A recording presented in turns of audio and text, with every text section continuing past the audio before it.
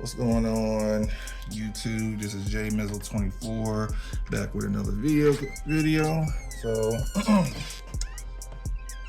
just wanted to give you guys an update on the front mount intercooler on on the RDX. So it's been going pretty good, man. Car runs pretty well. Since I did the beads and everything on the intercooler piping, I haven't had any popping off of the, haven't had any couplers or anything pop off. I'm so glad it got welded. But yeah, man, so a few things that I have come to realization of my testing. And this is basically like seat of pants and doing Honda testing and everything like that.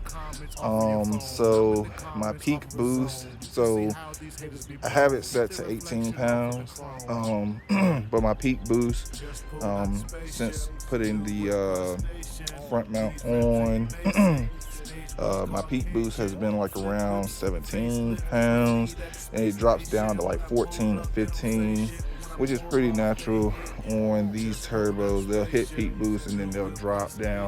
So peak boost won't last for like 5, maybe 600 RPMs, and it drops. But typically it'll drop like 1 or 2 PSI. This is dropping like 3 PSI down, you know what I'm saying, 3, maybe 4. So I'm seeing anywhere from 12 to 15 PSI once it drops down from 17, which is, I guess it's natural, you'll say, because the more piping the air has to travel, so it's a little bit of pressure loss. So to compensate that, probably gonna have to go up and boost, not too much. So right now it's peaking at 17, so I can at least give it anywhere from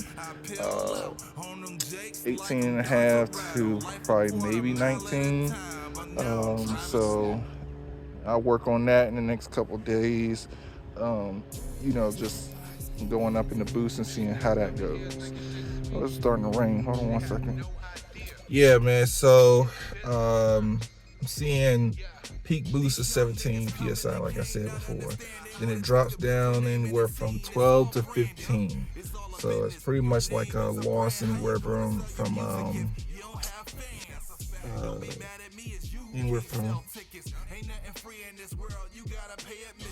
anywhere from 2 to 5 PSI loss. That's, it's pretty significant. But like I said earlier, it's probably due to the pressure loss of going from a top mount intercooler to where it's, the air doesn't have to travel long, to go into a front mount intercooler where you got all this longer piping. It's going to a little bit bigger intercooler.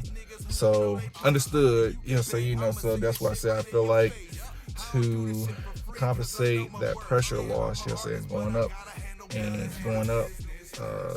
1 or 2 pounds of boost, should help compensate that. So in theory, it does make sense, and I've read up to where people have done that.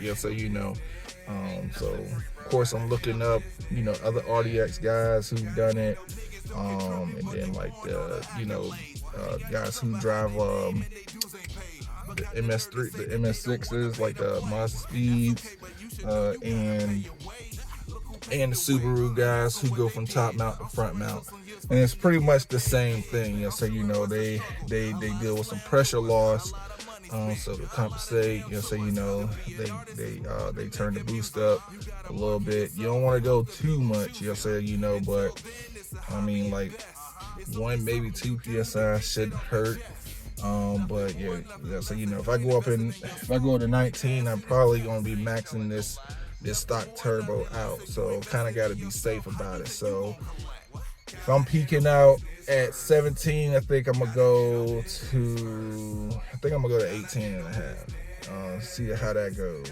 So but I've seen people on stock turbo go to 20 psi, and that's not good for the long run of the stock turbo. So I kind of don't want to go too far with it. Being that it's stock turbo, and again, it's still my daily driver, so I just want to make sure that what I'm doing is safe. I feel like it's gonna be okay though, being that the pressure loss is really what's pretty much saving it. You know what I mean? So we'll see.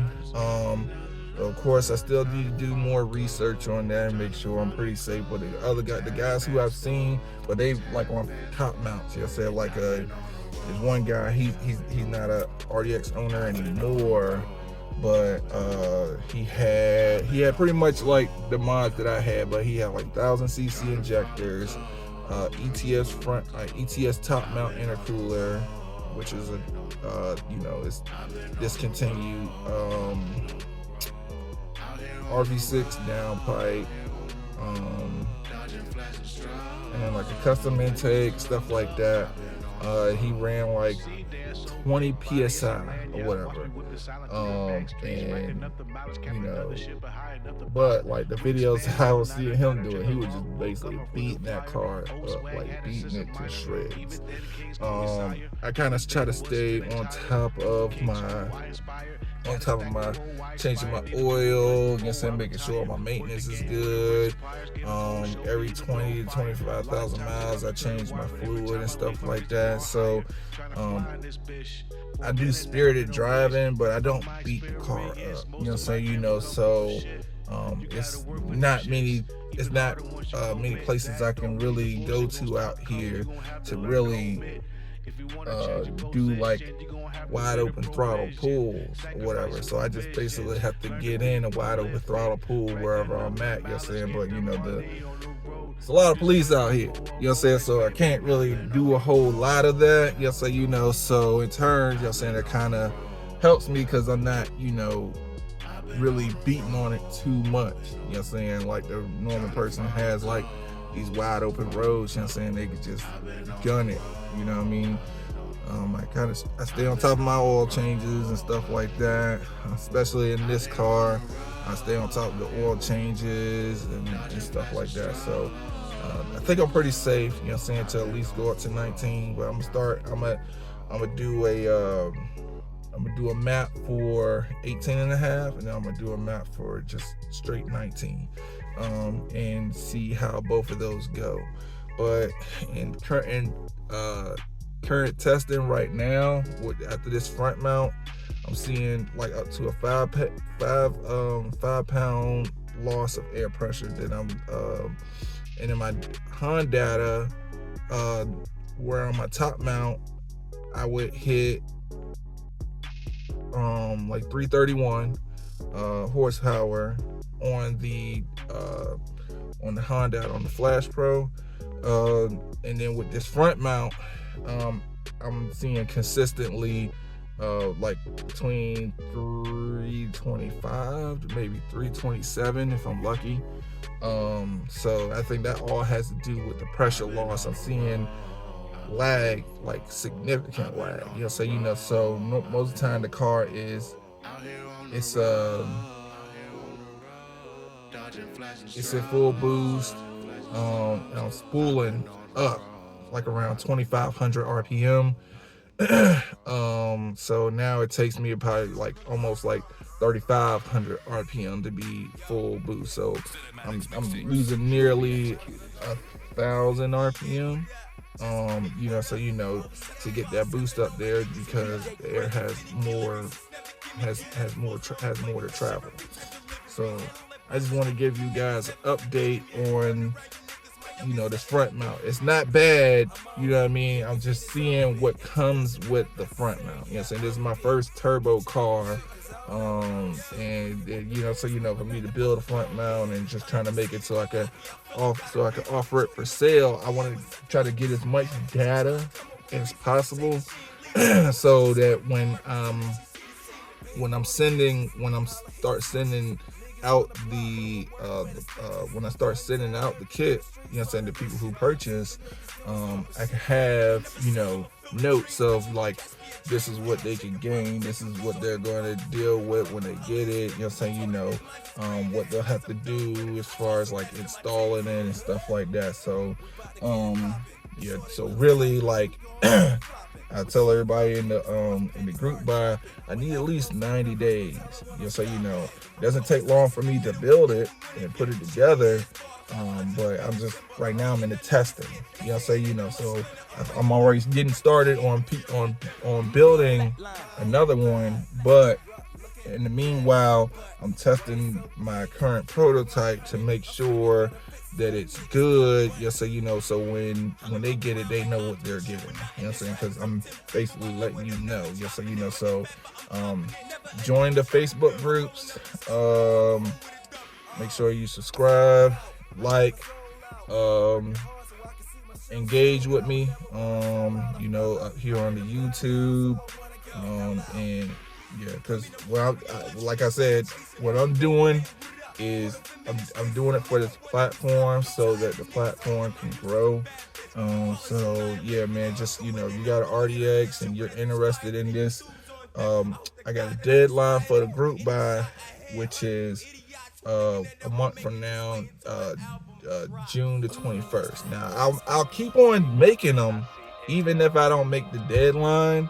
But the deadline is to get the first 10, so I can continue to keep it going. Yes, so you know, I have all the material and all that stuff, and my welder, you know, so you know, he's gonna be ready and everything like that. So he's already stocked up on you know, on the stuff that he needs. I already told him. Pretty much have a game plan written out. So now when he gets the next kit, he knows exactly what to do. So I'm just trying to make it to where when people order it, you know what I'm saying, I can get it done quickly and fast, but I also want to make sure I take my time, you know, in making it, and making sure that everything is how I want it presented. So yeah, man, join the Facebook groups, subscribe, like, engage with this channel, share, let people know. If you know any other RDX owners, send it to them. All right, man. So this is J Mizzle 24, and I'll catch you on the next one.